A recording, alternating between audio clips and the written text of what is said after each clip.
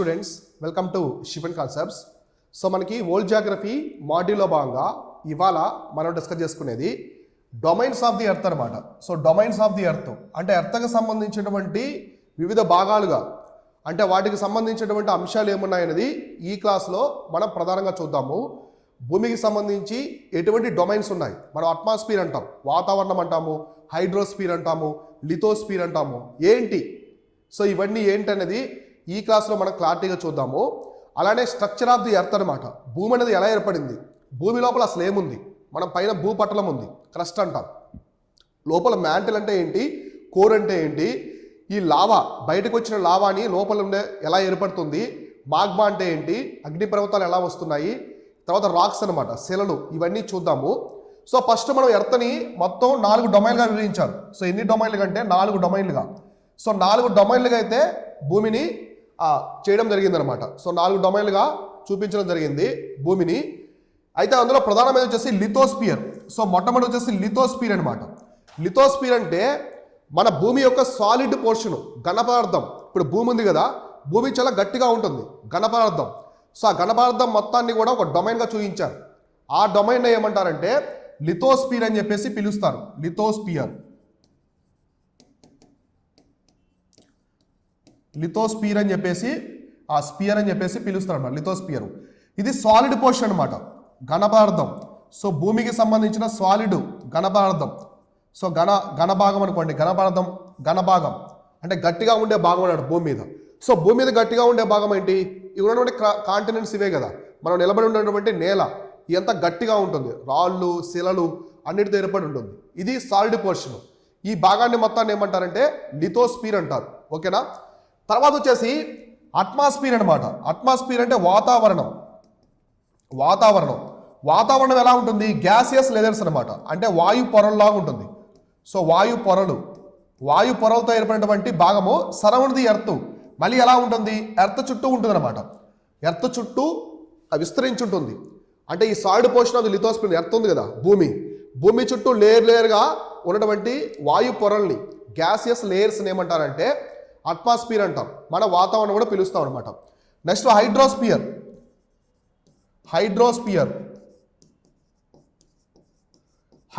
అంటే water covers on the very big area of the earth surface.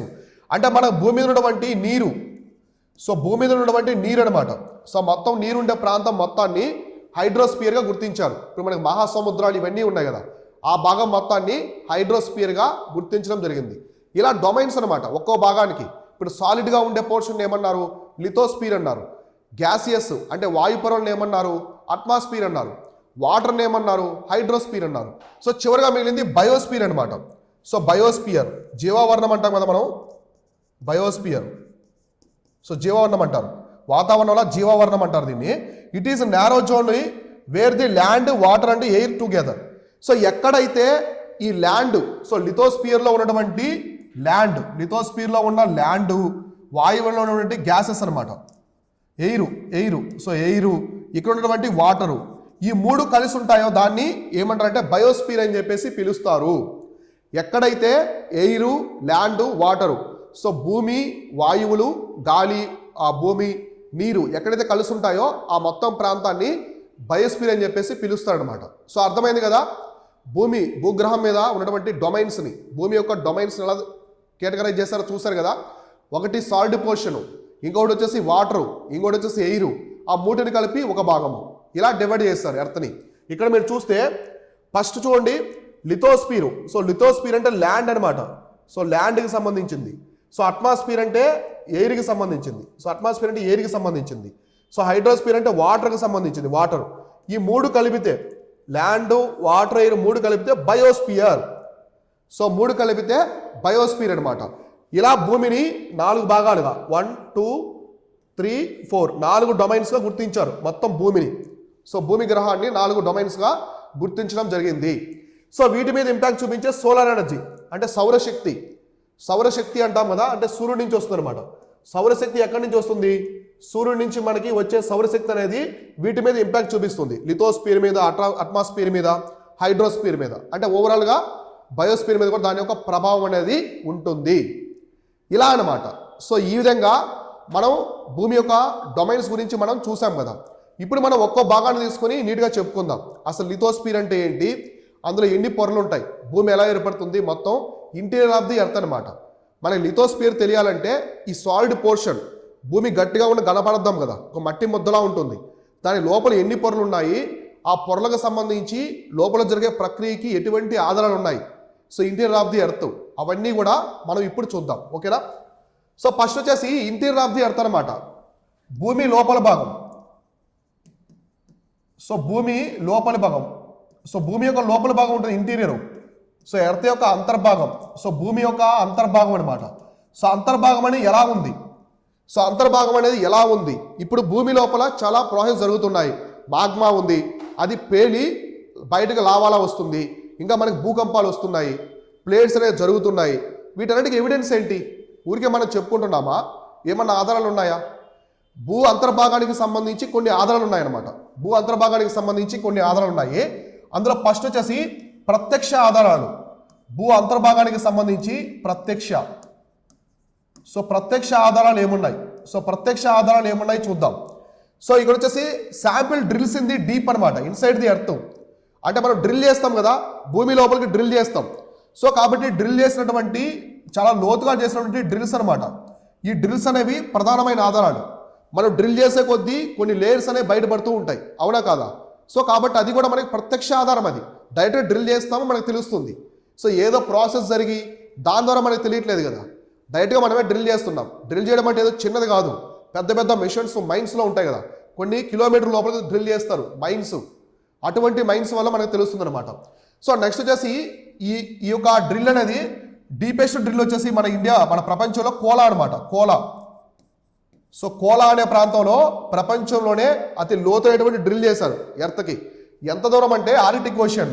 So Arctic Ocean it has so far from the depth of 12 kilometres.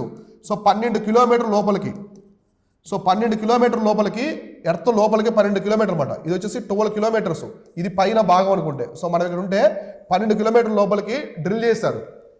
ఆ drill చేశారు అనమాట Kola reason, Arctic ప్రాంతంలో. అంటే మనకి Russia reason ఉన్నాయి కదా, ఆ ప్రాంతంలో సైబీరియా పైన. కాబట్టి ఆర్కిటిక్ ప్రాంతంలో చేసినటువంటి కోలా డ్రిల్ అనేది ప్రత్యక్షమైనటువంటి ఆధారం అనమాట. ఏది, ఇంటీరియర్ ఆఫ్ ది ఎర్త్, భూమి యొక్క అంతర్భాగానికి సంబంధించినటువంటి ప్రత్యక్ష ఆధారం. నెక్స్ట్ వచ్చేసి వోల్కానిక్ ఎరప్షన్స్ అనమాట, అగ్నిపర్వత విస్ఫోటనాలు. సో అగ్నిపర్వత విస్ఫోటనాలు కూడా మనకి డైరెక్ట్ ఎవిడెన్స్. సో అగ్నిపర్వత విస్ఫోటనాలు కూడా డైరెక్ట్ ఎవిడెన్స్ అనమాట. ఒకటి డ్రిల్ చేయడము, ఇంకోటి అగ్నిపర్వతాలు విస్ఫోటనం చెందడం. సో అది కూడా మనకి డైరెక్ట్గా తెలుస్తుంది, ప్రత్యక్షంగా మనకు తెలుస్తుంది.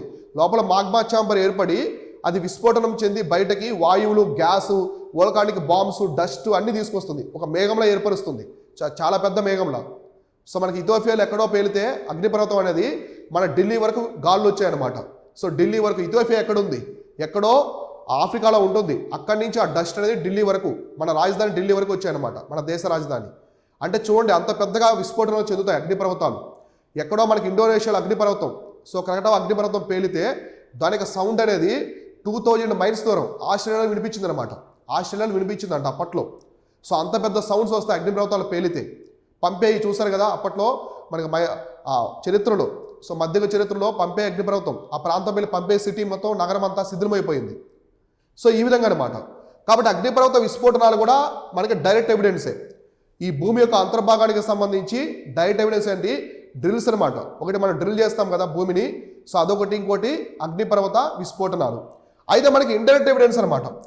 పరోక్ష ఆధారాలు ఏమున్నాయి, పరోక్ష ఆధారాలు భూ అంతర్భాగానికి సంబంధించి పరోక్ష ఆధారాలు ఏమున్నాయంటే, ఒకటి సెస్మిక్ వేవ్స్ అనమాట. సో సెస్మిక్ తరంగాలు అంటే మనకి భూకంపాలు ఉంటాయి కదా, సో భూకంపాలు వస్తాయి సెస్మిక్ తరంగాల వల్లే కదా. సో మనకి సెస్మిక్ వేవ్స్ వల్లే మనకేమొస్తాయంటే భూకంపాలు. కాబట్టి ఎర్త్ క్వేక్స్ అనమాట. సో ఎర్త్ క్వేక్స్ అనేవి, ఈ భూకంపాలు అనేవి మనకి ఇండైరెక్ట్ ఎవిడెన్స్ అనమాట. ఎందుకంటే భూకంపం అనేది డైరెక్ట్గా రాదు కదా, అది వేవ్స్లా ఫామ్ అయ్యి చాలా ప్రాసెస్ ఉంటుంది. సో భూమి మీద ఏదైనా సడన్గా ఏది జరగదు, ఒక ప్రాసెస్ అనేది జరుగుతూ ఒక పెద్ద విస్ఫోటనంగా మారుతుంది, అది ఒక పెద్ద డిజాస్టర్గా మారుతుంది. కాబట్టి భూకంపాలు, సెస్మిక్ వేవ్స్ అనేవి మనకి ఇండైరెక్ట్ ఎవిడెన్స్ అనమాట. తర్వాత మెటార్స్ అనమాట. సో మెటార్స్ అంటే మనకి గ్రాసకణాలు పైనుంచి వస్తాయి కదా, ఎక్కడో వేరే గ్రహం నుంచి మనకి ఆకాశం నుంచి వచ్చి భూమి మీద పడతాయి. అంటే అవి అప్పుడప్పుడు ఏర్పడుతున్నాయి అన్నమాట.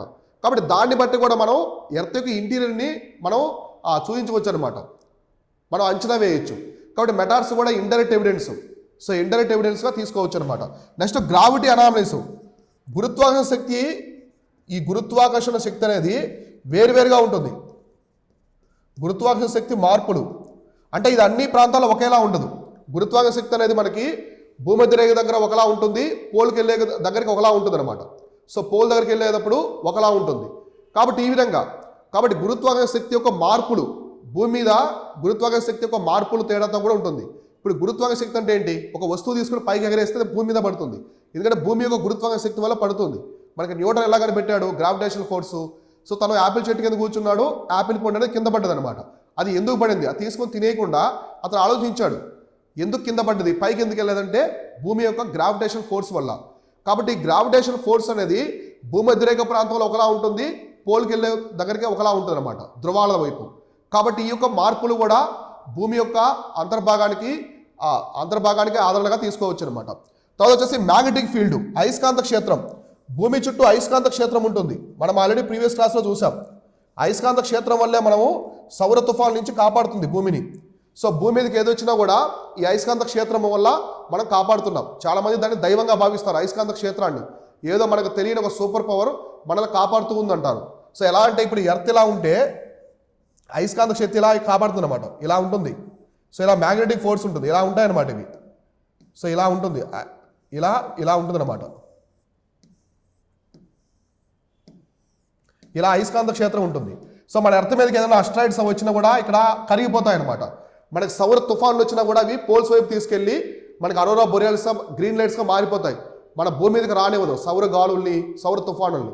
కాబట్టి అయస్కాంత క్షేత్రాన్ని కూడా అంచనా వేసి భూమి యొక్క అంతర్భాగం గురించి తెలుసుకోవచ్చు అనమాట. సో అర్థమైందా?